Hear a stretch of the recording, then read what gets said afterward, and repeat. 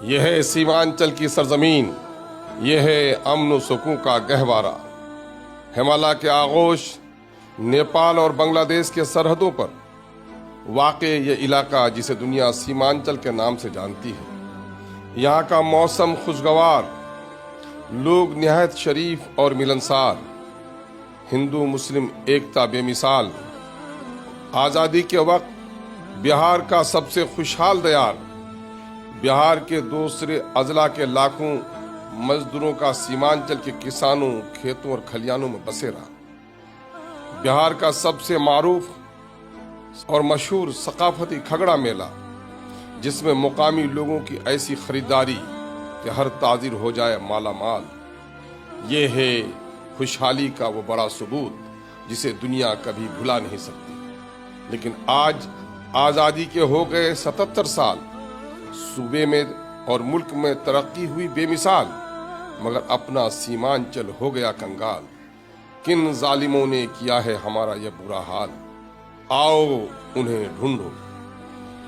بہار سرکار کی جاتی آدھارت گننا کے انوسار سب سے غریب سیمانچل، سب سے ان پڑھ سیمانچل، سب سے بیمار سیمانچل، پلائن مزدوروں کا علاقہ سیمانچل، بال مزدوروں کی بستی سیمانچل، بہار میں سب سے کم آمدنی والا علاقہ سیمانچل، سرکاری نوکریوں میں سب سے محروم اور ونچت سیمانچل، سیلاب سے ہر سال تباہ سیمانچل، ندیوں کے کٹاؤ سے بے گھر ہونے والی بستی سیمانچل۔ یہ ہیں وہ اسباب جس کی بنا پر سیمانچل ہے ترقی سے محروم۔ سرکاروں نے نہ ہمیں اسکول دیے، نہ بیماروں کو ہاسپٹل دیے، نہ روزگار کے لیے کل کارخانے کھلے۔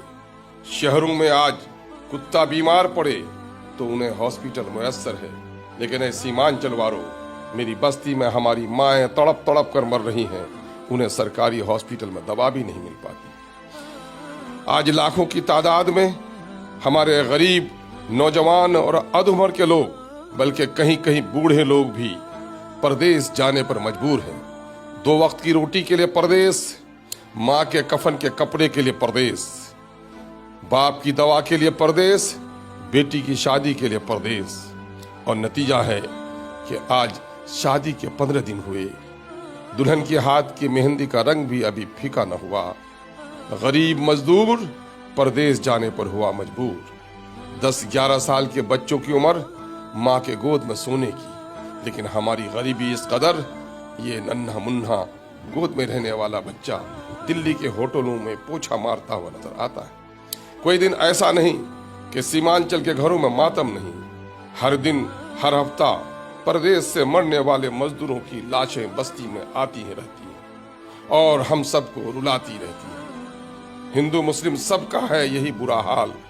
کوئی مزدور 50 منزلہ عمارت سے گرا، کوئی مزدور کارخانے میں بجلی کے جھٹکے سے مرا، کوئی مزدور پنجاب اور ہریانہ کے کھیتوں میں ٹرک کے نیچے دب کر کچل کر مرا۔ سیمانچل واسیوں، کب تک سہو گے ظلم و ناانصافی کے اس درد کو؟ اے غیرت مند نوجوانوں، اٹھو، خدا نے آج تک اس قوم کی حالت نہیں بدلی۔